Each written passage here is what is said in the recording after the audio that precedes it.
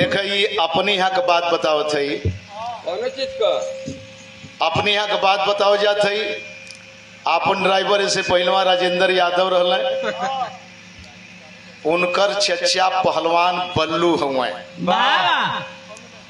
बल्लू बल्लू पहलवान वो गईले बगलिए में सौरी हो हमरे जौन विजयी का गांव हो टणवा टप्पा सौरी।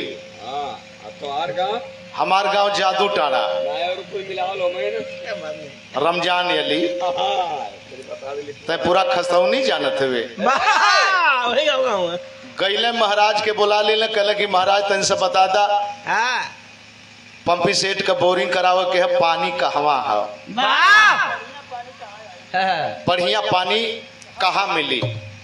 नापत जोखत दिखावत दिखावत गईले कहले कि हे जन फरसा से 5 फरसा मारा।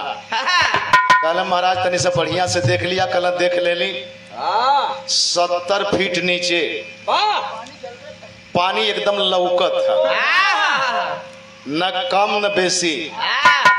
4 इंच के पाइप लगईबा, पानी फेंकी लट्ठन दूर। कहले महाराज तनी से बढ़िया से सवाज लिया। कहले बढ़िया से देख ले लौकत है एकदम। 5 फरसा मार के ले गए घरे, खाना खियावे, घी में के छान के पूरी सब्जी परवर के खीर बनल है। ओहू के बाद घरवा में मलकिन से इशारा कैले बड़का खोरा में सजावे कहतरी के दही, यही तरह का उलेट देहली। सरिया हो गई नीचे, दहिया हो गई ऊपर, अली थाम रख देली सामने।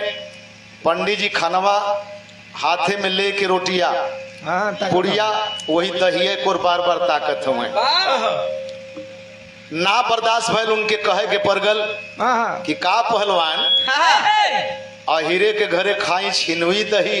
कहला कि महाराज ऐसा तो हो ही न सकला, मलकिन को ताकत हुए। मलकिन अंदरवा गईली, कहतरिया उठा के देखावत है, देखता न कुल उझिल देले हैं, कुल उझिल देले हैं। पहलवान कहला कि बाबा खा पहले ओके देखा।